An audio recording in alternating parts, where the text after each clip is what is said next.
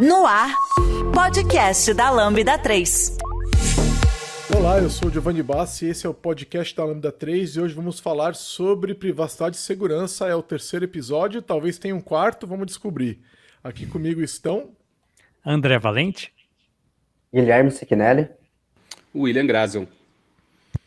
Não esqueça de dar 5 estrelas no nosso iTunes, porque ajuda a colocar o podcast em destaque. E não deixe de comentar esse episódio no post do blog, no nosso Facebook, SoundCloud, também no Twitter. Ou se preferir, mande um e-mail pra gente no podcast@lambda3.com.br. Pessoal, a gente achou que ia levar um episódio, até um no terceiro, e talvez vá pro quarto, né?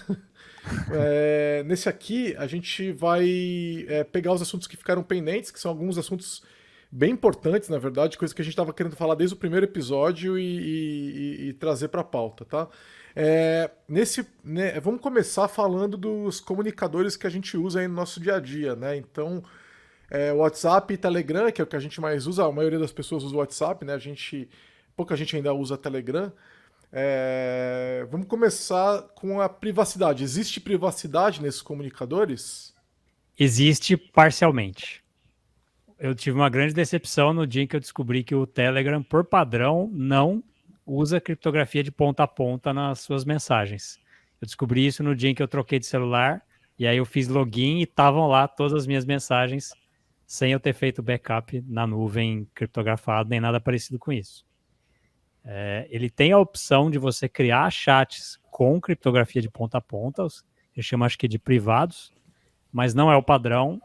E, se eu não me engano, não funciona no computador essas conversas, só funcionam pelo celular. Acho que é chat secreto que eles chamam, não é? Secreto? Acho que é isso aí. Já no WhatsApp é tudo por padrão, criptografia de ponta a ponta. O que é engraçado, né? Porque o pessoal fala tanto do Telegram ter tantas mil features, e tem, né, a mais do que o Telegram, que o WhatsApp, só que em compensação, por padrão, é criptografado no WhatsApp, né? Sim. Mas eu não sei se é ruim também, porque assim, o Outlook, o Gmail, também eles armazenam nos servidores deles as suas mensagens, certo? E é uma comodidade que quando você loga em outro computador, etc., as mensagens estão lá. Então eu gosto de ter a opção, eu gosto que o Telegram te dá a opção. Eu acho que talvez seja ruim mesmo que não seja o padrão. Por outro lado, eu não preciso dessa criptografia para todas as comunicações que eu tenho, né? Então eu não sei se o padrão deveria ser o mais seguro. O que eu acho é que eles deveriam educar mais o usuário. O usuário não entende essas diferenças. E aí acaba ficando exposto o tempo todo, né? Se a gente está falando de usuários avançados aqui que estão gravando já o terceiro episódio sobre privacidade, criptografia e tudo mais, e a gente não sabia disso até pouco tempo atrás, quem dirá o usuário médio? Mas é importante as pessoas entenderem que, então, no Telegram, se você tem a sua conta hackeada, a pessoa que hackeou a sua conta vai ter acesso a todas as suas mensagens. É como se ela tivesse hackeado a tua conta do Gmail, certo? Ou do Outlook, ou sei lá, do que for, né? Foi o que aconteceu lá acho que foi com o Moro, não foi? Do Moro que hackearam lá, ou de um promotor, eu não lembro de quem, da Justiça lá do Paraná, que até... chamaram de vaza-jato, lembram disso? Pessoal, acho que os hackers vazaram a informação depois para alguns jornais e tal, e foi isso que aconteceu. Eles conseguiram a senha do Telegram dessa pessoa, né, do governo, e quando a pessoa abriu o Telegram, tava tudo lá, porque não era criptografado por padrão, então é igual se ela tivesse no Gmail da pessoa, né? Ela conseguiu ler tudo que a pessoa falou no passado, então não tinha privacidade. O mais curioso é os caras estar fazendo conluio sobre algo que, pelo que eu entendi, foi ilegal, né? Não tenho os detalhes, mas pelo que eu me lembro era um negócio ilegal. Então faria todo sentido que eles estivessem usando criptografia de ponta a ponta justamente para não acontecer isso, né? Você não quer cometer um crime sem criptografia. Não dá ideia, Gigi. Não, assim, mas eu acho que... que se você for ler as mensagens dessa conversa, você começa a partir do pressuposto que a inteligência média ali tá meio baixa, viu? Então... exatamente. O que não é, na minha opinião, nenhuma surpresa, dado tudo que aconteceu. Mas eu acho que é uma coisa que a gente tem que pensar. Aonde você quer a criptografia e aonde você não quer. Então, por exemplo, lá a gente já falou do Proton Mail, né? Proton Mail, ele é tudo criptografado e nem o próprio pessoal do Proton Mail consegue ler teus e-mails, né? Legal. Se você resetar a sua senha do Proton Mail, você perde todos os seus e-mails. Legal. A nuvem do Mega é assim também. Mas pra quê? Pra quê? Tipo, por que isso é útil, entendeu? Meu e-mail de uma compra que eu fiz no Extra, ou na Amazon, ou no Carrefour. Por que eu quero perder esse e-mail se eu resetar minha senha? Qual é a segurança que eu... Eu não sei, assim. Então, mas eu também acho que tem que ter um equilíbrio também, aí, né? Mas acho que é diferente você comparar um e-mail com mensagens realmente pessoais, né? Tudo bem que na maior parte das vezes não teria um grande problema. Só que se você tem que escolher entre um e outro, e daí isso pode começar a gerar questionamentos. Mas por que esse você criptografou? Você estava fazendo alguma coisa errada aqui? Falando alguma coisa que não devia? Cara, será que mas, coisas eu vou te muito falar. pessoais no nível de conversa de chat não deveria ser o padrão realmente o ponta a ponta? O meu Proton Mail, eu uso o Proton Mail para todos os e-mails de banco, certo? Então, se alguém roubar minha senha, não vai conseguir nenhum e-mail antigo, porque vai ser perdido, certo? Alguém tentar resetar minha senha lá no Proton Mail. Porque tá só na sua máquina a chave para decifrar aqueles e-mails, é isso? Não, ele usa a sua senha para criptografar os e-mails. Então, se a sua senha for alterada, você não consegue ler os e-mails antigos. Ah, entendi. Se alterar a senha. Se alguém conseguir de algum jeito resetar, não alterar a senha, resetar a senha. Você pode alterar que ele muda a criptografia? Muda. Né? É igual quando você usa um gerenciador de senhas, tipo Bitwarden ou LastPass. Se você resetar a sua senha, você perde todas as senhas que tinha guardadas ali. Se você alterar a senha, o que ele faz? Isso acontece no client, tá? No Bitwarden, no LastPass, eu não sei no caso do Proton Mail. No caso, por exemplo, do LastPass, se você trocar sua senha, ele pega, traz para sua máquina todas as suas senhas, descriptografa e recriptografa com a senha nova e sobe de volta. Entendeu? E ele vai falar, deu certo o processo, tá tranquilo. Então, o LastPass não sabe, ele não tem como descriptografar suas senhas, ele não tem tecnologia para isso, sabe? E eu acho que o Proton Mail faz a mesma coisa, tá? E só para deixar claro, né, o reset de senha é quando você não lembra da sua senha e daí você tem que resgatar a sua conta por acesso a um e-mail, two-factor ou alguma coisa do tipo, né? Então, quando você está trocando de senha, ele consegue, através da senha anterior, descriptografar e criptografar novamente com a senha nova. Se você não tem a senha anterior e está resgatando sua conta, perdeu tudo que você tinha. Eu não sei se no caso do Proton Mail eles baixam tudo para a tua máquina para recriptografar. Talvez eles façam essa operação no servidor. Né? Porque imagina, né, ter que baixar, sei lá, 1 giga de e-mail para recriptografar. Então, talvez por aquele período que você está alterando a senha, ele está... Né? Existe uma outra maneira também de fazer isso, uma operação criptográfica, que é onde você... Eu não lembro os detalhes, eu já estudei isso, mas faz muito tempo.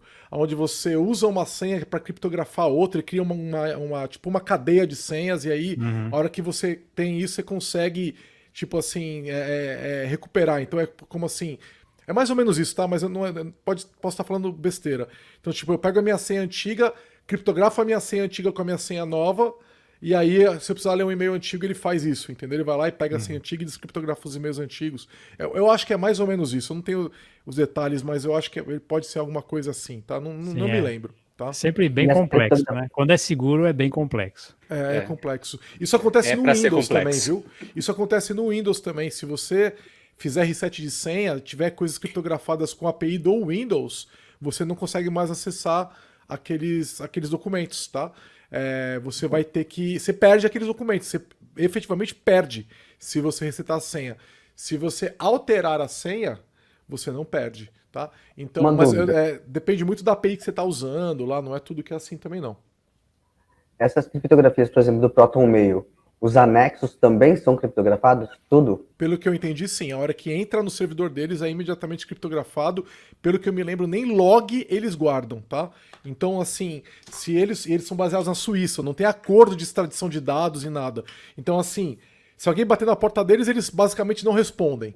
E aí, imagine que, sei lá, a União Europeia, sei lá, acho que eles nem fazem parte da União Europeia, né? Mas, sei lá, se alguém sequestrasse os servidores ou apontasse uma arma na cabeça, não dá, eles não têm a informação. Entendeu? Não tem o que fazer. Tá? Então eles não. Mesma coisa para VPN, a gente já falou sobre isso, né? As VPNs que não fazem logs são as melhores VPNs, né? Porque se eles sofrerem uma ação da justiça, eles podem falar: eu não tenho a informação, eu não tenho. O máximo que pode acontecer nesses caras é logar dali para frente. né? Então sempre você tem esse risco. Aí você tem que usar uma VPN, um servidor de e-mail, sei lá, etc., num país que não tem acordo para esse tipo de coisa, tá? O ProtonMail é pago, é gratuito? Tem os dois? É gratuito até 500 MB. O ProtonMail é bom se você vai usar ele para coisas simples. Se você vai usar ele para coisas... se você vai usar ele como e-mail do dia a dia, você vai acabar tendo que pagar por ele. Porque os 500 MB não duram nada, né? Muito pouco, perto dos, sei lá, 15 GB que o Gmail, o Outlook oferece lá, né? 15, 5, sei lá, é muito pouco, assim. Então, para usar ele igual eu estou usando, que é para coisas mais financeiras e tal, ele funciona muito bem. Sem pagar. Na hora que você precisar pagar umas coisinhas mais avançadas, você tem que pagar, mas eles já te trazem um monte de outras features de privacidade. Então, armazenamento de arquivos, sabe? Tipo, o negócio vira a tua base de dados privado na Suíça, sabe? Então, para quem é preocupado com isso, é muito legal. Acho que eles têm um serviço de gerenciamento de senhas agora também, que você pode usar junto. Não lembro dos detalhes, mas tem toda uma suíte na versão paga, tá?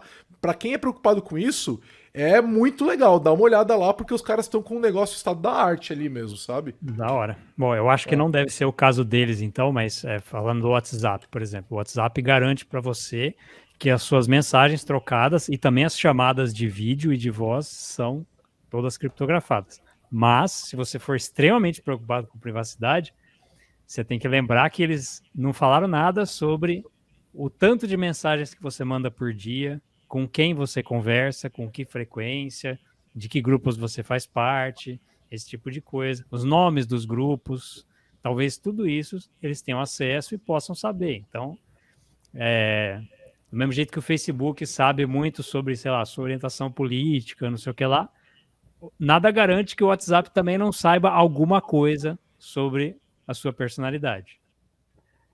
Mas vamos ver até quando, né, André? Porque a União Europeia quer legalmente acessar tudo que é escrito, digitado ali no WhatsApp, para poder detectar possíveis ameaças, pessoas cometendo crime. Então, colocar inteligência artificial para detectar essas conversas que podem ser criminosas.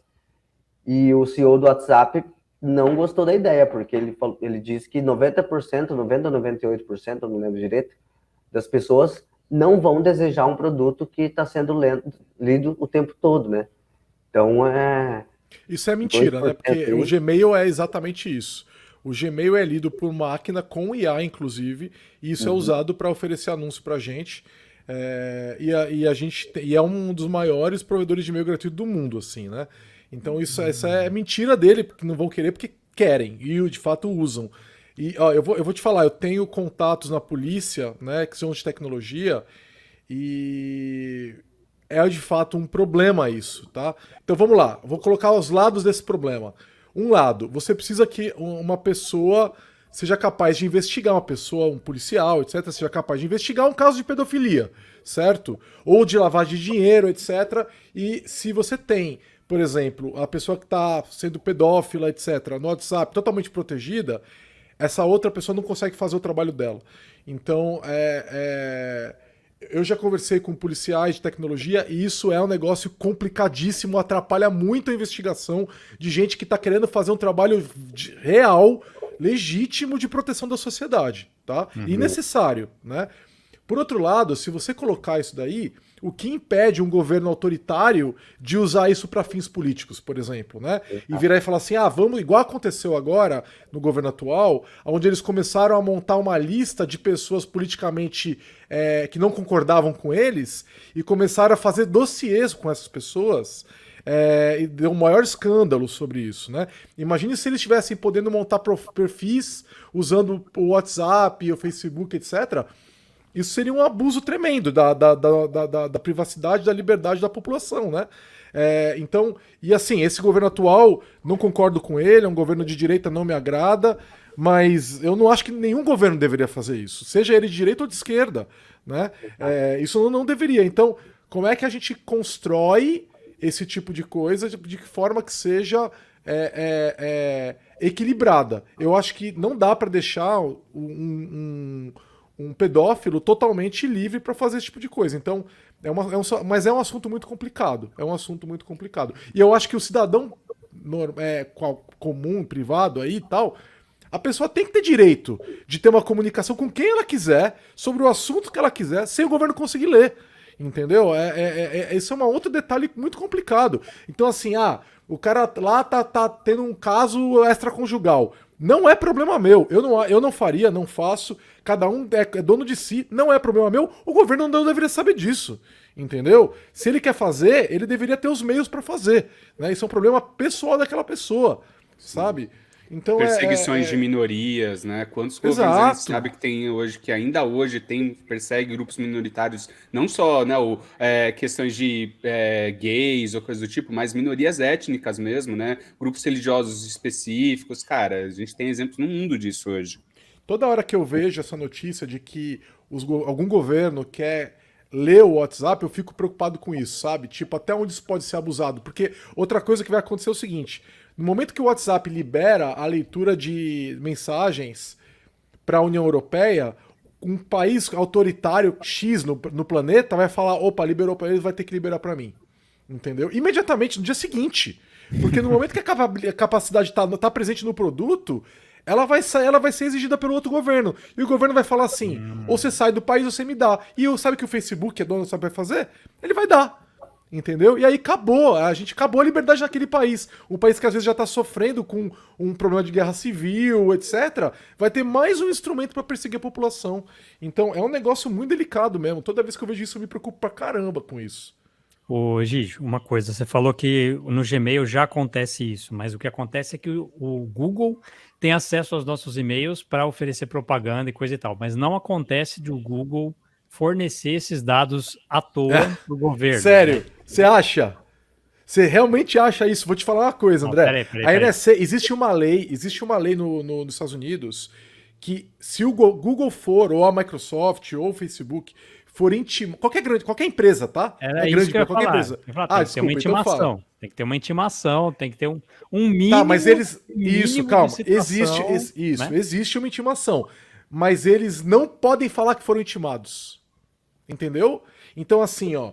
No momento, se você chegar na Microsoft, ou no Google, ou no Facebook, ou na Apple, e falar, você está dando seus dados para o governo, eles vão vir a público, sob juízo, sobre juramento, e vão falar, não estamos dando esses dados. E aí, não tem problema, porque eles estão proibidos de falar isso. Então, você ouvir que o Google não está dando os dados dele para o governo não significa nada, porque a lei impede que ele fale. Entendeu? Então, você pode ter tido uma intimação 10 anos atrás, que foi mais de 10 anos atrás eu acho que passou isso, né? Que desde lá até hoje eles estão dando dado pro governo e você não sabe. Entendeu? E o que acontece se eles falarem que sim? Eles estão proibidos, mas e aí? Eles vão ser processados pelo governo. Porque a intimação impede que eles falem, entendeu? Então, na prática, nenhuma empresa que é dos Estados Unidos ou que faça negócio com os Estados Unidos, tenha, por exemplo, uma filial nos Estados Unidos, em alguns casos até que venda para a empresa dos Estados Unidos, pode estar intimada pela mesma lei, tá? Então, assim, empresas que têm filial nos Estados Unidos são mais fáceis de estarem sob esse tipo de demanda. Mas assim, pode acontecer até com uma empresa que vende para empresas dos Estados Unidos, tá? E até faz algum sentido essa lei, no sentido de que, imagina que justamente no caso que o Gigi comentou, de um pedófilo, uma pessoa que está quebrando alguma lei, e daí vai perguntar para a empresa se ele tá sendo intimado ou não, se eles estão dando dado ou não. Cara, você quebra a investigação se a empresa falar que sim, né? Então até entendo um precedente disso, mas que, de novo, o assunto é muito difícil de ser discutido e é muito difícil chegar numa balança aí que consiga chegar no meio termo. Meu Deus do céu. Cara, assuma que qualquer comunicação que você tem através de uma ferramenta feita por uma empresa dos Estados Unidos está sendo lida pela NSA. Assuma, porque é muito provável que ela está. É muito provável que ela está. Vocês não lembram que eles pegaram os terroristas um tempo atrás? Que em vez de eles mandarem um e-mail, isso foi muito legal, eu achei incrível, puta ideia. Eles iam no Gmail e criavam uma mensagem e não enviavam. Deixava no draft, né, no rascunho. Aí uma outra pessoa ia do outro lado do mundo, acessava o Gmail e lia o draft. Então eles se comunicavam pelo rascunho do e-mail. Isso, só que o que aconteceu? A NSA pegou. Pegou. Pegou. Ou seja, você não precisa enviar. Estando na base de dados, né? É isso aí. Eles acessaram a conta e descobriram, e prenderam os caras, tudo. Mas e as ferramentas que têm criptografia de ponta a ponta? Mesmo essas você Não, aí não. Aí não. Aí... Se você usasse, por exemplo, 2 e-mails do ProtonMail, entre eles, ninguém consegue ler. Entendeu? Sim. Ou usasse o draft lá do ProtonMail, não consegue ler. E se você mandar um WhatsApp para alguém, o governo pode até intimar a fornecer os dados que eles têm. Eles vão mandar um bando de lixo lá e, teoricamente, eles não vão conseguir decifrar, a não ser que eles tenham tecnologia o protocolo que eles usam, né? Então, o protocolo que eles usam é um protocolo super conhecido, tá? E auditável. Então, dá para saber que, de fato, não está acontecendo, tá? Você teria que ter um man in the middle. Só que para ter um man in the middle, você já tem um outro problema ali, né? Você já fica perceptível que você tem um man in the middle. E aí ferrou, né? Se você colocou agora protocolo, se for pensar em e-mail, pensar no protocolo mesmo, no SMTP, ele é muito seguro, porque ele não tem nem garantia de entrega, né? Por padrão. O SMTP, o protocolo, você envia um e-mail, você pode não saber se foi enviado ou não, a não ser que você coloque lá a opção confirmar resposta. Mas ele não grava em base de dados nenhuma. O protocolo, você consegue mandar um e-mail por SMTP, mandar, e isso ninguém fica sabendo, pensando a nível de protocolo, né? Mas aí as aplicações que guardam isso em banco, né? Que é o caso do Gmail, entre outras. Você está ouvindo mais um podcast da Lambda 3. Nos organizamos de forma democrática para que todas as pessoas compartilhem conhecimentos e boas histórias. Temos muito papo sobre tecnologia, diversidade, cultura e muito mais. Encontre o caminho para novas ideias aqui. E tem um comunicador que é, tipo, um dos melhores usados para privacidade, que é o Signal, né? O Signal, Sim. Ele tem essa questão da privacidade embutida, tipo, quem tá realmente muito preocupado com isso tá usando o Signal. E pelo que eu me lembro, o protocolo que todo mundo tá usando agora foi criado pela galera do Signal, tá? Eu não sei se foram eles ou foi o pessoal do Telegram, mas eu acho que é o pessoal do Signal. Então e aí depois foi implementado pelo WhatsApp, o mesmo protocolo e tal. E pelo que eu me lembro, eu acho que o Signal ele é open source, né? Então eu acho, tá? Não tenho certeza. Né? Então tem todo um lance de privacidade super forte lá no Signal. Então o problema do Signal é que ninguém usa, né? Então, mas é uma boa maneira de você se comunicar de maneira privada. E aí também você pode usar o próprio Telegram, usar o chat privado ali e tal, né? Só que lembra que do outro lado alguém pode estar filmando o celular que está recebendo a mensagem, ou pode, tipo aquelas mensagens que auto-apagam do Telegram, né? Pegaram aí alguém lá do governo aí mandando mensagem lá, acho que para aquela Patrícia Leles lá, não lembro qual número 0, sei lá, dos filhos lá do presidente, tava mandando mensagem lá pra Patrícia Leles e a mensagem auto-apagava, ela filmou o celular. Então, se alguém que, tipo, não adianta, assim, se a pessoa que está falando, ela não é confiável, dane-se que a comunicação é usada por meios privados, entendeu? A pessoa pode tirar foto do teu celular. Ah, a aplicação não permite print. Daí, a pessoa tira foto do celular, cara. Né? Já era. Tá? Agora, se você tentar espelhar o Android no computador, as aplicações que não permitem foto não aparecem. Não sei se vocês já viram isso, tá? Então, aquela aplicação que tem no Windows, né, a Phone Link, ela mostra a tela do celular no seu computador.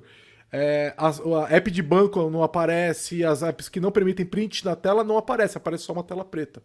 Então, mas se você tirar a foto do computador, do celular, tá tirado, né? Já era. Eu ia te perguntar um negócio que você falou sobre a polícia. Tá fazendo uma investigação, ela tem dificuldade porque não consegue rastrear as mensagens trocadas por WhatsApp, por exemplo. A única forma dela investigar seria ela ter um mandado de apreensão do celular da pessoa e talvez não adianta nada. Mais alguma coisa, porque ainda vai ter que obrigar a pessoa a desbloquear o celular não tem como obrigar, porque a lei brasileira impede que a pessoa produza a prova contra si mesma. Tá? Então, você não pode ser obrigado a desbloquear teu celular. Em nenhuma hipótese, tá? Em nenhuma hipótese. Se o policial chegar pra você e falar desbloqueia o seu celular, não desbloqueio. tá? Em nenhum lugar. O único lugar onde isso pode acontecer, que eu sei, tá? É você quando você estiver entrando nos Estados Unidos, quando você está no processo de imigração, a lei dos Estados Unidos não vale, e eles fazem o que eles quiserem, inclusive te obrigar a desbloquear teu celular, tá? Mas no Brasil... A lei do Brasil não vale lá. No Brasil... Não vale lá, e nem a lei dos Estados Unidos vale lá.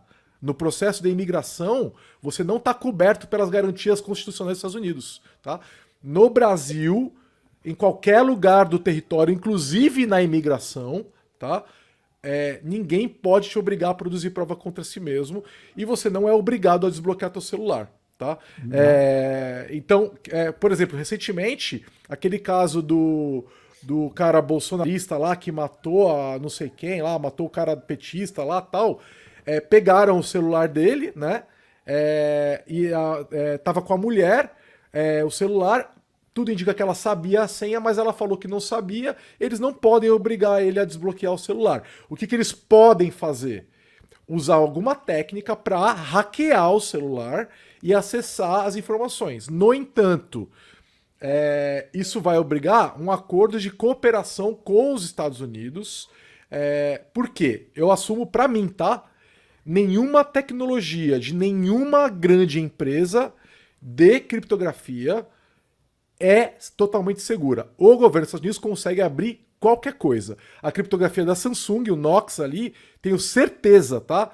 Não tenho evidências, eles não falam sobre isso, mas eu tenho certeza que o Knox da Samsung, o BitLocker da Microsoft e as que a Apple utiliza também, todos podem ser abertos pelo governo dos Estados Unidos. Por padrão também, né? Não, o Android não. O Android é open source. Tá? O projeto do Android open source, não. O que o Google faz, sim. Tá? Tem um backdoor ali dentro que dá para o governo dos Estados Unidos, mas aí o governo brasileiro vai ter que pegar aquilo, mandar para os Estados Unidos, pedir para né, abrir e tal. Isso é um celular moderno, porque um celular antigo normalmente tem um monte de buraco, não precisa fazer isso. Um celular antigo ele é descriptografado por brecha de segurança mesmo. Mas um celular moderno, atualizado, você vai ter que mandar para os Estados Unidos, vai ter que pedir para os caras abrirem lá, vai demorar pra caramba, mas eles vão conseguir em algum momento, tá? Eles vão conseguir. Então, mas nessa linha aí de os Estados Unidos sempre tem uma brecha nas tecnologias das empresas dos Estados Unidos, não cairia nas mensagens criptografadas do WhatsApp também? Eles não teriam como desbloquear? Não, porque a chave de segurança está no aparelho. Então, assim, se ele conseguir acessar o aparelho, aí sim. Tá? Se ele não conseguir acessar o aparelho, não tem como. Ah, então se você conseguir o aparelho, mesmo sem desbloquear, é capaz deles conseguirem... Não, você tem que pegar o aparelho e desbloquear. Eu acho que o caso que o Gigi está falando é deles conseguirem descriptografar os dados que estão no HD e conseguirem ver, tipo, fotos, texto e tal, mas ele não necessariamente tem um acesso de senha de conseguir destravar o seu celular e acessar os aplicativos, né? Isso. Então seria só coisa de hardware.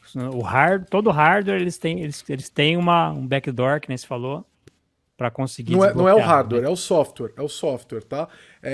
Então, imagina que existe uma senha mestre que você poderia usar, não sei se é necessariamente uma senha, talvez você tenha que rodar um programa sobre aquele disco que vai fazer a descriptografia, tá?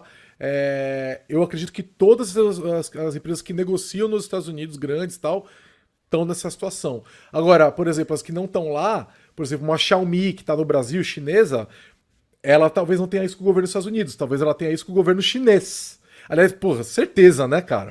Certeza que tem também, né? Mas, então você teria que pegar um aparelho de alguma marca tal e colocar o projeto do Android sem o Android open source, né? E aí tem que instalar nele depois todas as apps na mão para ter o Google Services, lá Play Service, tudo na mão, maior inferno tal.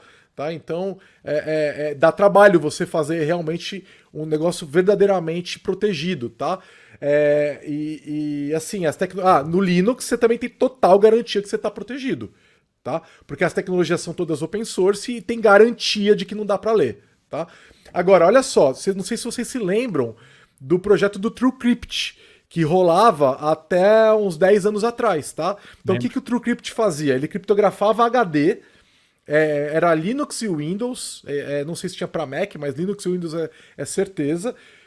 Era mantido por, tipo, um cara, o projeto, e, cara, o código todo é auditado e não tinha como descriptografar aquela merda, tá? Não tinha como, tá? E aí, só pra vocês entenderem como não tinha, eu tô puxando da minha memória, tá? Eu posso estar enganado com alguma coisa.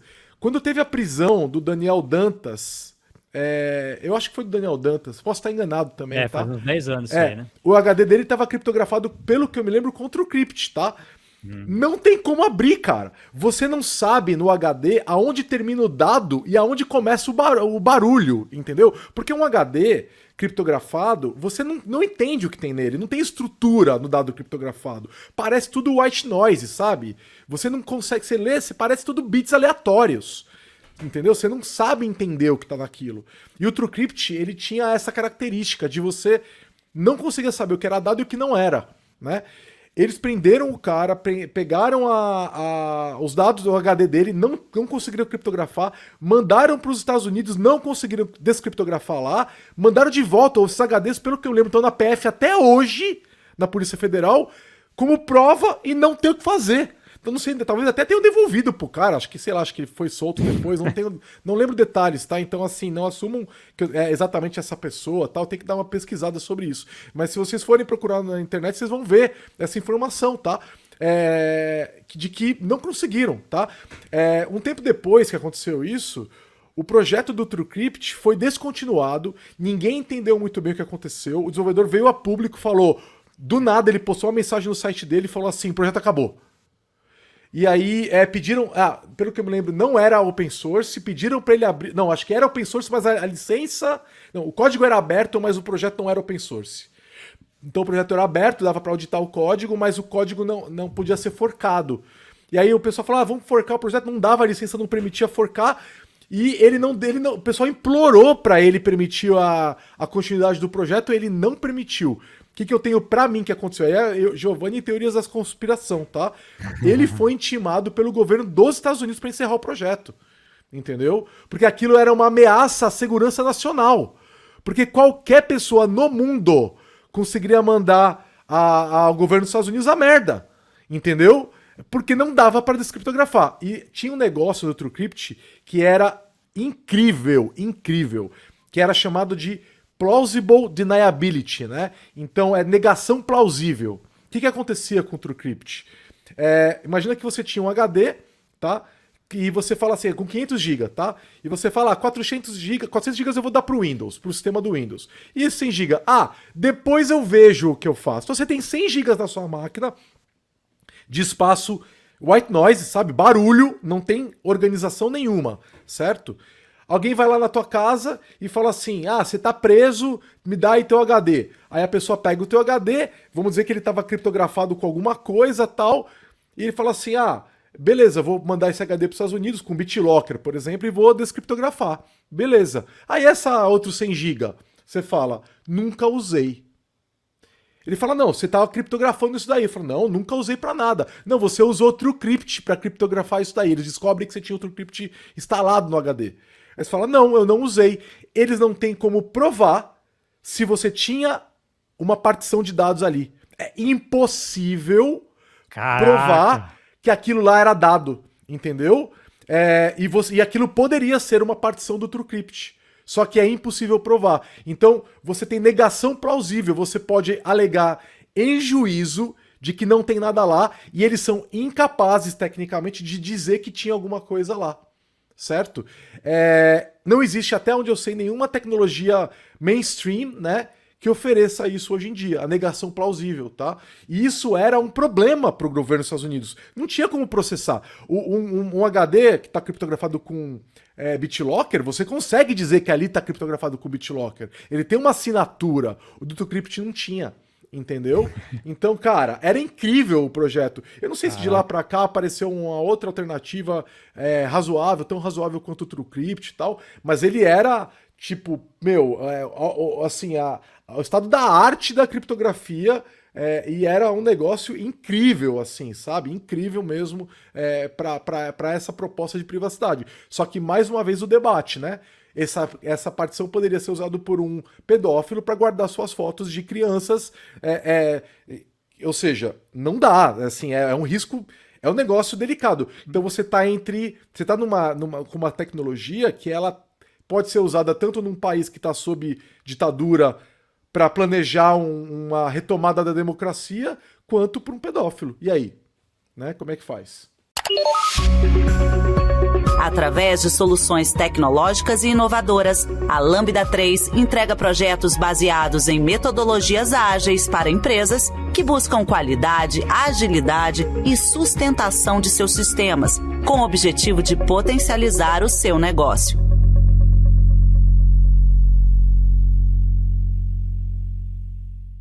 Mas um ponto que acho que dá para a gente entrar agora também, a gente está falando muito de criptografia, de negócio ponta a ponta e tudo mais, só que e se o pessoal conseguir roubar o seu celular com tudo desbloqueado na sua mão, simplesmente passar, afanar enquanto você está lá pedindo um Uber e tiver tudo desbloqueado?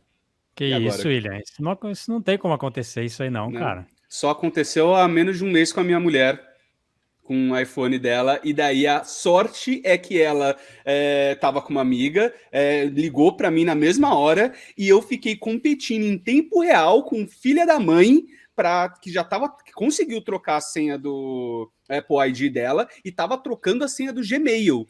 E eu fiquei negando, recebendo e-mail do Gmail dela confirmando se queria trocar a senha ou não, e consegui trocar a senha. Porque se ele conseguia logar antes, né? Se ele conseguisse clicar em sim antes de você clicar em não, exato, já era. E daí, se perdeu o Gmail dela, que é a conta principal dela, ela perdeu tudo. E o cara nem precisa mais do celular, porque daí para conseguir restaurar a senha de qualquer coisa dela que esteja como para recuperação de senha naquele Gmail, que era o Gmail principal dela, perdeu. E daí o cara consegue acessar isso do desktop. Agora o Gmail dela não precisa mais nem do celular.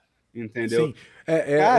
Isso é um negócio e a sorte perigoso. Eu consegui trocar a senha antes do cara, consegui tirar o acesso do celular lá, coloquei Two-Factor Authentication daí com outra coisa lá, e cara, e daí eu consegui depois recuperar a senha do Apple ID dela com o Gmail de novo, e daí conseguimos lá, ligamos na operadora de celular, lá na nota fiscal tem um código do celular, que eu não lembro agora o nome, não sei se vocês lembram o nome.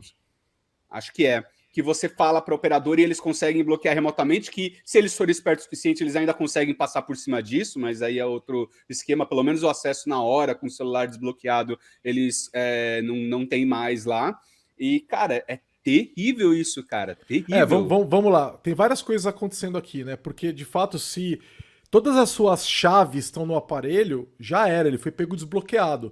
Então, assim, você jamais deve ter no seu aparelho duas contas de e-mail que uma faz reset da outra, entendeu? Ou por telefone. Se tá no mesmo aparelho, por exemplo, você tem o Gmail no aparelho e o reset de senha acontece pelo SMS do aparelho que tá lá, entendeu? Já era. Então, assim, por exemplo, o meu Gmail, ele é resetado pelo meu ProtonMail, que não tem no meu celular, entendeu? O meu ProtonMail só tem no meu computador. Então não dá para resetar o meu Gmail usando SMS, não dá para resetar o meu Gmail usando nada do que tá no meu celular. Nada. Só que essa é a verdade de 99,9% dos usuários mundiais, né? Sim, por isso que os apps do banco também, o e-mail não pode ser a app de e-mail que tá no celular. Entendeu? Por isso que eu falei, o meu ProtonMail não é acessado do celular. Tentou resetar meu e-mail do Nubank ou sei lá, de qualquer outro banco, vai bater numa conta de e-mail que tá em outro lugar, entendeu? Não consegue resetar. O seu ProtonMail, você habilita 2FA nele? Sim, lógico. Fator de autenticação? Sim, mas aí você depende do celular também? Depende do celular, mas eu tenho o código de segurança que está guardado em outro lugar. Então, se eu consigo entrar nele sem o celular e eu tenho ele já logado no meu em casa, entendeu? Ele já está logado em casa, então eu consigo fazer o que eu precisar sem precisar disso daí, entendeu? Então você tem que ter os códigos de segurança também baixados, especialmente os do seu ProtonMail, tá? Os códigos fixos lá, aqueles códigos de recuperação. Aqueles 10 códigozinhos, exatamente. E aí você consegue ir lá e trocar o 2FA do ProtonMail por um outro, entendeu? Tá, isso que você falou já é uma dica que eu não sei quem vai ter a paciência de correr atrás de colocar fazer um protomail e daí usar esse protomail para as coisas do banco e fazer a recuperação do Gmail ou do seu e-mail principal ser pelo protomail. Mas é uma ótima dica, sugiro fortemente todo mundo. Mas o que mais que a gente consegue fazer além disso, assim, para conseguir um meio termo dessa confusão? Porque não é só o Gmail, né? O seu e-mail principal é o principal risco, e se você perder ele, cara, sua vida tá na merda, mas fora isso tem outras coisas, né? Porque tem os aplicativos lá, o cara tá com Uber lá, o cara consegue pedir, o cara pede o iFood. Se ele mantiver o celular ligado, se ele mantiver o celular ligado e conectado, na maioria dos aparelhos você consegue mandar um comando de bloquear o aparelho. Entendeu? Ou pelo computador, ou zerar o aparelho e tal, né? Então, que é o que eu tava tentando fazer pelo Apple ID no caso do celular da minha mulher, só que o cara trocou a senha e quando eu tava clicando no botão de bloquear o celular lá no negócio da Apple, e daí perdi, não consegui. Eu tenho algumas aplicações que permitem bloquear remotamente, mesmo se o cara trocar todas as senhas, eu bloqueio remotamente, posso até dar umas dicas sobre isso. Só para fechar a questão, você consegue... O que eu recomendo, tá? Se você usar uma app de Two-Factor Authentication que tenha backup online, tá? Então, por exemplo, a app do LastPass é gratuita. Eles têm você pode usar a conta gratuita do LastPass no celular. E a app de Two-Factor Authentication, aquela que gera os códigos aleatórios, né, de autenticação, faz backup na nuvem. Então, olha só. Você usa essa app para o segundo fator de autenticação, faz uma conta no LastPass e mantém também essa app para você poder, o LastPass, você poder recuperar a conta com o código de recuperação, aqueles 10 numerozinhos lá que eles te dão lá. Então o que você faz? Olha só, o teu celular foi roubado, certo? Você pega... recupera a tua conta do LastPass usando o código de recuperação que você tem guardado, certo? Instala ela num outro aparelho e baixa novamente todos os seus códigos de Two-Factor Authentication. Você não perde nada, certo? E aí você pode usar esse código para acessar seu ProtonMail. Você não precisa nem do código de recuperação do ProtonMail, tá? Mas você precisa proteger o teu LastPass daí. Então é uma cadeia de proteção que você tem que fazer, tá? E aí você não precisa usar o código de recuperação. Você tem que ter o código de recuperação do ProtonMail também para ser uma merda maior. Mas desse jeito, fazendo essa cadeia, você está protegido, né? Agora, e o próprio app do LastPass vai exigir senha. E aí o que eu faço? Eu não permito senha nela. Eu só permito autenticação biométrica. Entendeu? Então, não tem senha, ela vai precisar de autenticação biométrica. Se roubar o meu celular desbloqueado, não dá para acessar. Entendeu? A minha app do LastPass para autenticação está totalmente bloqueada e o ladrão não consegue usar ela para entrar em lugar nenhum. Isso que você falou é uma feature de alguns aplicativos, né, como o LastPass, e eu espero que o aplicativo do seu banco também consiga fazer isso, né, não conseguir acessar sem ter biometria. E alguns aplicativos, principalmente bancos gringos, já fazem isso na abertura, antes de qualquer outra coisa, você tem que colocar a sua biometria. Eu acredito que deveria ser uma feature já dos próprios sistemas operacionais. Cara, por que o Android não me dá uma opção de uma lista dos aplicativos que, para abrir, deveria sempre ter biometria, não importa o que seja. O sistema operacional deveria ter uma feature que faz isso. Nem o Android, nem o iOS tem isso. Nenhum dos dois. Eu tinha um Asus que tinha, o Asus Zenfone antigo, ele tinha isso aí, eu adorava, cara. Eu botava um monte de coisa lá. No iOS, o pessoal faz umas gambiarras doidas de fazer uns esquemas de automatização, que coloca um timer, e daí, depois que dá um timer, o bloqueia, pede o Face ID. Mas, cara, é gambiarra da brava e que facilmente dá para ser burlado se o cara entender o que tá fazendo. Aquele negócio do timer lá do iOS, o lance do timer não dá pra burlar. Porque se for, assim, eu não sei qual que você viu, mas as que eu vi procurando pro celular da minha mulher, que infelizmente não quer sair do iOS, cara, facilmente eu fiz o celular dela, daí eu fui lá, entrei no timer geral dela, aumentava o valor e daí eu já conseguia acessar qualquer coisa sem colocar Face ID. Que acontece o seguinte, né? A pessoa que roubou o celular não imagina que tem isso. Sim, então, mas a hora que ela tentar abrir o... ele teria que saber e já ir desabilitar o negócio antes de Só que sim, tudo, né? Proteção por obscuridade, né? O pessoal que faz isso já é um grupo mais ou menos especializado. É uma ganguezinha onde o cara que vai com a bikezinha lá e passa a mão no seu celular, não é ele que vai fazer isso. Ele vai dar para uma galerinha que tá esperando lá e vai estar preparada com umas 2, 3 pessoas para fazer isso. É bem provável que eles talvez já começam a se especializar em entender desse tipo de prática que não deveria ser gambiarra, deveria estar no sistema operacional, né? Não, e eles pegam o aparelho desbloqueado e deixam o aparelho ligado com o dedo nele. Às vezes eles molham o dedo e deixam o dedo na tela, então a tela não bloqueia. Então isso aí mantém que o aparelho lá por um N tempo. No Android você tem aquela aplicação que eu gosto muito que chama App Lock. Que inclusive eu pago por ela. Ela tem uma versão gratuita que já é muito boa. Mas só que tem propaganda e deixa o uso mais lento, você quer desbloquear, toma uma propaganda, espera aí. E vale a pena pagar também, porque a app é muito bem feita, né? Eu e não pago é tão por caro. ela, não é muito caro e ela consegue fazer isso, você consegue colocar senha em qualquer aplicação, né? Sim. Inclusive nas configurações nas configurações do celular. Então a pessoa não consegue desinstalar apps, inclusive o próprio App Lock, ela não consegue fazer nada que você não queira. Se você quiser bloquear aquela parte de apps, né, o menu que mostra as apps que estão abertas, tal, ela bloqueia aquilo lá também e tal. Sim. Então, pra mim, aquilo resolve, assim. Sim. E ela tem gatilhos, tipo, a hora que eu desconecto do Wi-Fi. Então, por exemplo, eu saio da Lambda 3, a hora que eu desconecto do Wi-Fi da Lambda 3, ela arma sozinha. Eu não preciso lembrar de quando eu tô na rua, ligar ela, isso entendeu? Lindo, né? Porque você consegue fazer profilings diferentes, inclusive, e setar determinados profilings para serem ativados ou desativados em certas situações, né? Então, eu só tenho, na verdade, um profile que é o bloqueia tudo, basicamente, praticamente tudo que tem o menor risco. É esse, e daí, cara, quando eu desconecto do Wi-Fi de casa, automaticamente liga isso. Só que não é tão ruim, porque se você tiver um celular bom, que tem uma biometria rápida, cara, o tempo que você vai para desbloquear daquilo é mínimo, sabe? Então não é uma coisa tão sofrível. Pelo menos quando eu tô em casa, eu prefiro não ter. Mas quando eu saio de casa, eu também não fico chorando de ter que ficar colocando a biometria a todo momento. E uma das coisas que eu gosto, que não é só quando abre, se aquele aplicativo tiver em segundo plano lá, você estiver acessando outra coisa, você volta para ele, pede biometria de novo. Então, se você tiver esquecido o negócio aberto lá com o celular desbloqueado e sair e voltar, vai pedir a biometria de novo. E isso eu acho sensacional. E eu não consegui achar um aplicativo desse para o iOS que faça algo parecido assim. Só essas gambiarras que, no geral, pelo menos as que eu vi, não. Se o cara souber minimamente o que está acontecendo, ele consegue se virar lá e dar um jeito de passar por cima.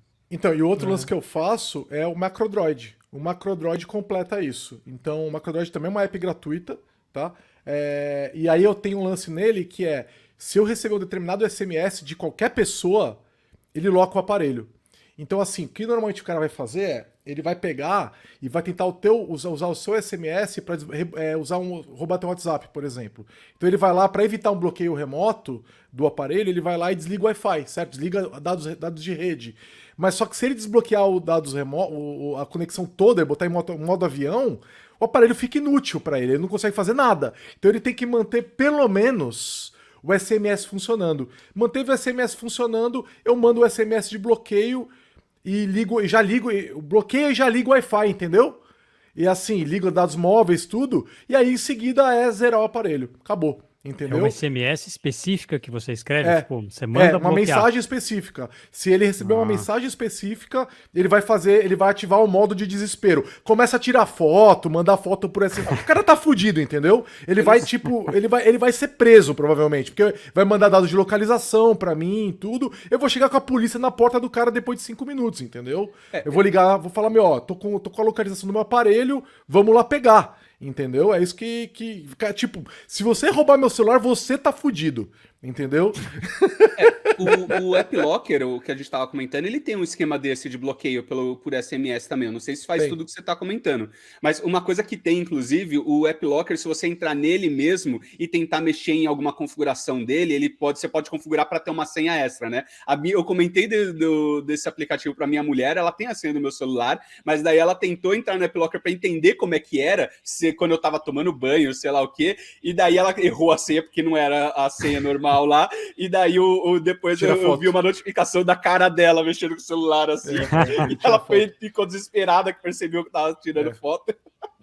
É isso mesmo. É bom a gente falar exatamente qual é o aplicativo, porque tem vários com nome parecido. Tem AppLock, boa, vamos AppLocker. colocar o A gente link deixa o Vamos deixar o link link. do AppLock, porque tem vários, os caras tentam usar o nome para roubar isso aí, ou pegar até, de repente, instalar um malware. A gente deixa o link do AppLock lá direitinho, tá? Para vocês não se confundirem. Eu usava um que permitia bloquear as coisas, só que você podia desinstalar ele, você podia fazer várias coisas que faziam com que ele não funcionasse mais. Esse aí que vocês me indicaram, eu tô com ele aberto aqui, tá? Ele chama Bloqueio AppLock da SP Soft. É esse mesmo?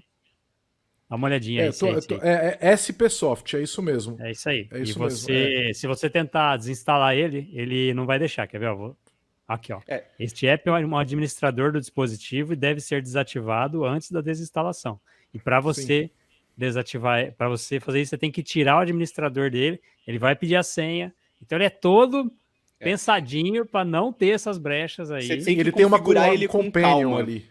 Você tem que configurar ele com calma, porque ele logo de cara não vai fazer tudo isso, até porque ele teria que pedir muitas permissões e ele ia te assustar. Daí, conforme você vai ativando, eu quero essa proteção também, ele te avisa, olha, eu vou ter que pedir permissão de tal coisa por causa disso. Daí você dá a permissão. Depois você ativa outra coisa, olha, eu vou ter que pedir outra permissão, mas pelo menos daí fica claro o que é o que e você fica mais seguro do que está acontecendo ali, né? É isso aí. No máximo, ele vai ficar rei do seu celular. Ele pode fazer o que ele quiser no seu celular, mas você tem que melhor confiar nele do que confiar em deixar andar com o celular desbloqueado na rua, né? Sim, e ele resolve, né? Tipo, eu acho que tem algumas coisas dele que podiam ser um pouco melhores, mas ele é bom o suficiente para o que ele se propõe. E assim, outra coisa que eu faço você tem que ficar ligado quando você está usando o celular no carro com o Waze, por exemplo, porque ele pode estar sendo... ele pode ser roubado desbloqueado, né? Então, o que eu faço no carro? Eu tenho uma automação também do MacroDroid que se o carregador for desconectado ou conectado e ele não está numa rede de Wi-Fi que eu determinei, ele loca, o aparelho tranca. Então, o que eu faço? Eu entro no carro, eu coloco para carregar e vou embora, entendeu? No momento que o celular é roubado, o cara vai desconectar ele do carregador e ele vai bloquear imediatamente, entendeu? Não tem como também fazer pelo Bluetooth do carro? Se perder a conexão com o Bluetooth do carro, tem também. Perfeito. Só desliga o rádio e já era. Eu acho exatamente. que a proteção que eu tenho, que acho que você tem de sair do Wi-Fi de casa, teoricamente é suficiente, né? Porque mesmo que eu esteja com o Waze aberto, no momento que ele tentar trocar para qualquer outro aplicativo aberto ou não, ele vai pedir a biometria. E no momento que ele voltar para o Waze, ele vai pedir a biometria também do Waze. Mas é porque você bloqueia tudo. Esse perfil meu é tipo, ou tô dentro de casa e confio em quase tudo, fora de casa só tem aplicativos que eu realmente sei que, tipo, não parece risco nenhum, assim, sabe? Nada. E daí, com isso, eu pergunto até pro Gijo, que é mais, acho que é o mais preocupado aqui de todos nós aqui. Depois que eu coloquei o AppLock, eu não me sinto tanta necessidade de, por exemplo, colocar o meu Gmail, o meu e-mail principal fora do meu celular, porque teoricamente, a não ser que o cara roube o celular na minha casa e fique aqui em casa fuçando nele, ele teoricamente não vai conseguir fazer as coisas lá, ainda mais que tem Two-Factor Authentication no Gmail também, o cara não vai conseguir trocar a senha do mesmo modo como trocou da minha mulher. Você ainda assim, você acha que vale a pena fazer outras coisas? Você vê algum risco aí que eu não tô vendo? Eu vejo, você pode ter esquecido de ligar o AppLock ou alguma coisa assim, ou ele não funcionou direito por algum motivo, sei lá, algum bug, entendeu? Então esse lance do MacroDroid de bloquear a tela quando ele é desconectado, eu acho super importante, sabe? Porque eu quero que aconteça. O MacroDroid se permite você fazer macros no Android, tá? Então você pode fazer vários gatilhos. Quando uma coisa acontece, faz tal coisa, tal. Então eu acho útil. Então eu faço bastante coisa ali, tá? E é através do MacroDroid que eu consigo mandar um SMS e mandar fazer o que eu quiser no aparelho. Então assim, cara, se alguém roubar meu aparelho, essa pessoa vai ser encontrada. Porque o aparelho vai retornar um SMS com todas as informações, sabe? Tipo, olha, esse aqui é o local da pessoa, esse aqui não sei o que lá. Então, cara, vai dar merda pra quem pegou o aparelho, sabe? É um problema. Você vai ter que pegar o celular, por exemplo, de outra pessoa da sua família e mandar um SMS pra ele, é isso? É isso. Né? Ou até de um estranho, né, cara? Se você acabou de ser roubado, você para alguém na rua e fala, cara, você me empresta o aparelho? Acabei de ser roubado. Cara, todo mundo vai ajudar, né? Se a pessoa viu que você foi roubada, ela vai falar, meu, você me ajuda? Eu preciso bloquear meu aparelho. Aí você manda uma mensagem pro aparelho, do mensagem desse pedestre, aí, desse outro cidadão, e acabou, entendeu? A partir daí fala assim, ó, agora você pode me encaminhar isso aí, manda esse e-mail pra minha mulher, aí esse SMS pra minha mulher, porque agora eu vou atrás desse ladrão aí. Entendeu? Ele vai responder com os dados. Ele vai responder com os dados. Responder entendeu? SMS com dados para você poder ir atrás e tal. E além de bloquear e tirar fotos e tudo mais. Exato, você tá ferrado, cara. Tipo, ele vai bloquear. Assim, a hora que ele bloquear, o meu aparelho, a hora que ele bloquear, você não coloca mais ele em modo avião, porque a própria Samsung impede, né? Então você não coloca mais em modo avião, você não desliga o Wi-Fi, você não faz mais nada. Então a hora que ele bloquear, meu amigo, é melhor você jogar o celular fora, porque você vai ser preso. Entendeu? Ele não desliga também? Não desliga. Não desliga nenhuma configuração de conectividade, você consegue mexer mais. Então, isso é da Samsung, tá? Isso é da Samsung. Então, no momento que ele bloquear, já era, você tá perdido. Entendeu? Por isso também que eu fiz o lance do desconectar do carregador, entendeu? Porque o ladrão pegou meu aparelho do Waze, ele não consegue fazer mais nada com o aparelho bloqueado. E aí eu vou pegar o aparelho e vou acessar ele remotamente e vou chamar a polícia e vou falar, mano, vamos pegar o aparelho. Entendeu? E o Samsung ainda tem o negócio, né, de você colocar na família, né? Então primeiro, tem duas coisas, né? A minha mulher tem a minha localização no Google Maps o tempo todo. Certo? Então, se ela abrir o aparelho dela agora, ela vai ver que eu tô em casa. Entendeu? E eu o dela. É por segurança isso, tá? A gente tem um do outro. Isso é da Samsung? É do Google Maps. É do Google Maps mesmo. Google Maps, todo mundo pode fazer, tá? Então, imagina, o aparelho tá bloqueado, ela consegue ir lá e ver onde o aparelho tá imediatamente. Então, tipo, se eu tô com ela e o aparelho foi roubado, eu vou procurar uma policial militar e vou falar, vamos atrás do aparelho porque eu sei onde ele tá. Entendeu? E não tem erro, eu vou pegar o aparelho de volta, tá? Ou então eu poderia usar o da Samsung, tá? Que a Samsung também tem um lance de família, de você encontrar onde o aparelho tá. Então, cara, sério, se roubarem um aparelho, o ladrão tá ferrado. Tá? Ele vai ter problemas na vida dele. Ele teria que dar a sorte de pegar o aparelho desbloqueado e sem App-Lock na rua. Por isso que eu evito usar o aparelho na rua. Tá? O aparelho sempre tá no bolso, eu vou usar o aparelho quando eu entro em alguma loja, alguma coisa, no restaurante, aí eu uso o aparelho. Até desbloqueio o App-Lock. Mas sem o App-Lock você tá falando é de ele ter dado bug mesmo, né? Porque se você falar para ele ativar o perfil sempre que sair de casa... Sim. Por isso que eu ativo ele. Eu desativo ele quando eu entro em algum lugar, entendeu? Então eu tô na academia, por exemplo, eu desativo ele. Né? Mas no momento que eu ligo, que eu conecto, por exemplo, ele no carro, ou conecto ele no Bluetooth do meu capacete, alguma coisa assim, ele já ativa novamente. Eu só deixo ele desativado em casa, cara. Eu não vou desativar em nenhum lugar, academia, nada. Até porque, como eu disse, é tão rápido desbloquear com a biometria que eu não acho um grande problema. E eu não vou ficar usando o celular o tempo todo na academia, né? Eu devia estar treinando, então... É que na academia ele tá... Na academia... que eu paro entre escaladas, né? Então eu acabo usando e tal. Mas assim, eu acho totalmente razoável manter ele ligado o tempo todo também. Eu nem em casa não faço isso, mas aí foi por preguiça de configurar mesmo. Em casa o meu tá desbloqueado também, mas não precisa, né? Então eu acho que com esses pequenos detalhes é legal. O único que eu ia falar é assim, que é complementar, tá? É colocar um PIN no chip, tá? Porque se o seu aparelho tá bloqueado, mas ele tem chip, a pessoa tira o chip e coloca num outro aparelho e ela consegue acessar tua conta, né? Teu SMS, teu telefone e tal. Se você colocar PIN, ela não consegue, né? Então coloca um PIN, ou para quem tá com um aparelho mais moderno, usa eSIM. eSIM é uma tecnologia onde não precisa do chip. Tá? Então você pode ligar na tua operadora de telefonia, se você tiver, procura na internet primeiro se o seu aparelho suporta eSIM, e aí você liga na operadora e fala, eu quero migrar de chip para eSIM, tá? E aí você não precisa do código para bloquear, você não precisa de chip, tá?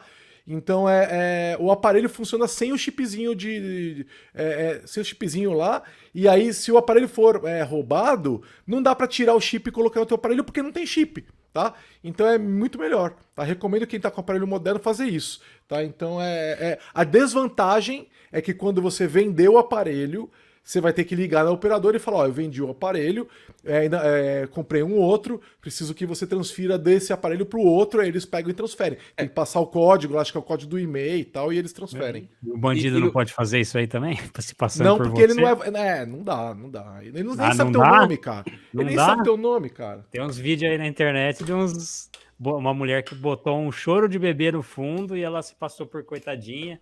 Ai, desculpa, é que tá difícil aqui, não sei o que. Ela conseguiu mudar acho que o e-mail cadastrado na conta de um número de celular. Isso pode acontecer sempre, né? Mas assim, ó, pensa que o seu chip não pode ser mais clonado. Entendeu? Eu acho que é mais fácil clonarem um chip do que transferir um eSIM. E como é que funciona, por exemplo, nesse caso?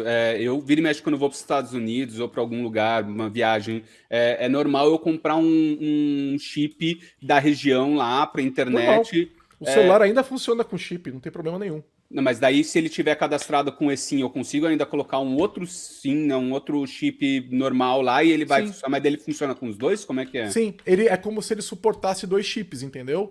Então, o aparelho que tem eSIM, ele suporta o chip do eSIM, ele suporta o número do eSIM mais o número do chip. Entendeu? Interessante, hein? Então, você, para quem tá com um aparelho moderno e que suporta eSIM, você pode usar o seu aparelho provavelmente com 2 linhas. Tá? A linha do eSIM e a linha do chip. Então, se você, por exemplo, quer ir para os Estados Unidos e quer manter a tua linha e ainda ter mais uma linha, porque hoje as operadoras estão dando roaming internacional para todos os planos, né? Então, mas ainda é caro. Não, no meu plano é gratuito. Qual que é a sua operadora? Na Vivo. Eu tenho um plano de, sei lá, é um plano família para 4 pessoas, eu pago R$300, agora tá até mais barato, inclusive, porque eles estão fazendo... a Vivo lançou um negócio novo aí que você faz o... Olha eu fazendo propaganda da Vivo, mas é verdade. Você junta a Vivo Fibra com o celular, é um plano novo que eles criaram lá, fica muito mais barato. No meu plano, eu vou migrar agora no final desse mês de agosto, porque é quando termina a minha fidelidade. Vai ficar tipo R$250 a fibra e o aparelho, cara. Tipo, é muito barato, sabe? E com home internacional para os Estados Unidos e Europa. Entendeu? Tá certo que eu tenho 4 linhas, porque a família é grande e tal, mas... o meu é família para 2 linhas, não sei se eu teria... Mas tem também plano de família 2 linhas com home para os Estados Unidos, não sei se inclui a Europa, tá? Mas, cara, para os Estados Unidos já é legal, entendeu? Então, eu quando vou para os Estados Unidos, eu uso o meu aparelho. Para a Europa, eu nem pego outro chip mais, entendeu? Will, você usa o Google Pixel, né? O Google Pixel 3 comprado no Japão, versão do Japão, não funciona assim. Não, eu já tô com 6. Então, a última viagem eu comprei o Google Pixel 6. É o mais novo, então deve ter. Já deve suportar, já deve bom, suportar. Né? Sim. Oi? Mas avisar pra galera também é bom. O meu é um flagship da Samsung de 4 anos atrás, não suporta ainda. Mas o de 3 anos atrás já suporta, então é bem recente. 3 anos já, não é tão recente assim, né? Uma dica aí sobre o PIN do chip. Quando você compra o chip, se é que você comprou o chip, vem um cartãozinho que você destaca ele, lá tem os números. Tem o PIN 1, PIN 2, PUC 1, PUC 2. E olha isso. Quando eu fui ligar essa proteção do PIN, eu descobri que o PIN 1, ele vem impresso no os outros números, o PIN 2, PUC 1 e PUC 2, dá para ver que é impresso, tipo uma impressora matricial, que foi feito específico para o seu cartão. O PIN 1 é padrão. É padrão para todas as operadoras. Chips, cada operadora tem um padrão. Cada operadora tem um padrão. Cada operadora. Então, se você só ativar o PIN, não adianta, porque a pessoa vendo qual é a sua operadora, ela sabe qual é o PIN padrão. Você tem que ativar o PIN e mudar o PIN. E saiba que pode acontecer com você, como aconteceu comigo, que eu mudei o PIN, e eu juro que eu acertei ele depois, mas ele rejeitou, bloqueou. Tive que chegar em casa, pegar o PIN 2, e aí desbloquear, e aí eu mudei, e aí acertei. Não sei se foi erro meu e tal, mas não é liso assim. Pode ser que você tenha dor de cabeça. A dica ou guarda aquele cartãozinho, ou coloca ele no gerenciador de senha, tipo o LastPass, o Bitwarden, e aí você pode jogar, aí você pega e corta o cartão, apaga, sei lá, né? Joga longe da tua casa. Joga fora longe da tua casa. Mas o PIN você vai ter que decorar, porque você não vai poder, a não ser que você esteja em casa, você pode abrir o gerenciador de senhas para ver o número, mas se você estiver na rua e reiniciar o celular, você não consegue acessar o Bitwarden para pegar o PIN. Então, exatamente. Essa história de que só a gente pode decorar uma senha só na vida é uma baita mentira. Você vai ter que decorar umas 10 senhas fácil. A do PIN, enquanto você não tem esse, a do desbloqueio do aparelho e a do gerenciador de senhas. De senhas, a senha do banco também, que também você não vai querer pôr isso aí num gerenciador de senhas, né? Então, aí vem a segunda dica, aí mais uma dica, que eu não punha também, mas eu passei a colocar. Olha só, no Bitwarden, eu não sei os outros gerenciadores, tá? Mas no Bitwarden, que é open source, inclusive, por isso recomendo que você contrate ele, você tem como exigir a senha mestre para algumas credenciais específicas. Então, todas as minhas credenciais financeiras exigem a senha mestre. E ninguém sabe isso além de mim e não está anotado em nenhum lugar. Entendeu? Então, se o cara pegar, olha só que loucura, o meu celular desbloqueado com o Bitwarden aberto, desbloqueado, o que é muito improvável de acontecer, mesmo assim ele não acessa minhas senhas de banco. O próprio Bitwarden avisa que isso é uma proteção na interface. Se a pessoa conseguir acesso profundo ao celular, aos dados, pode ser que ela consiga e tal, mas enfim. Aí já... Se acontecer isso aí com você, relaxa, cara. Se encana. Você já tá ferrado já. Você foi sorteado, considere-se... Joga na loteria que você vai ganhar. Então, é isso. Acho que tem algumas dicas a mais num post que eu fiz no blog da Lambda no começo do ano, tá? Procurem por dicas de segurança com tecnologia, 7 de fevereiro no blog da Lambda 3, falando mais detalhes, dando mais informações sobre como se proteger dessas questões de celular, tá? Porque a hora que você precisar, você vai lembrar que você devia ter feito, tá? Então, não deixa para esse momento para se arrepender, faça antes, tá? Mas olha só, a gente tá terminando o 3º episódio dessa série, a gente não terminou a pauta nem do que a gente tinha planejado para esse e ainda tem coisa para próxima. Nossa senhora. Que loucura. Tem assunto, muita coisa. Pessoal, é isso aí, sobrou bastante coisa, vai ter que ter um 4º episódio, não vai ter jeito. E tudo bem, né? Já estamos mais de 1 hora, né? Então vai ficar para o próximo, tem bastante coisa. E é legal que os assuntos desse episódio foram bem coesos, assim, né? A gente falou de bastante coisa conectada, né? E no próximo vai ser bem diferente. No próximo a gente vai começar falando da parte de roteadores, vai ser bem mais técnico. Então vai ser da hora. E aguardem que a gente chega lá. Então obrigado e valeu, até o próximo. Até mais, valeu, pessoal. gente. Valeu. Você ouviu mais um episódio do podcast da Lambda 3.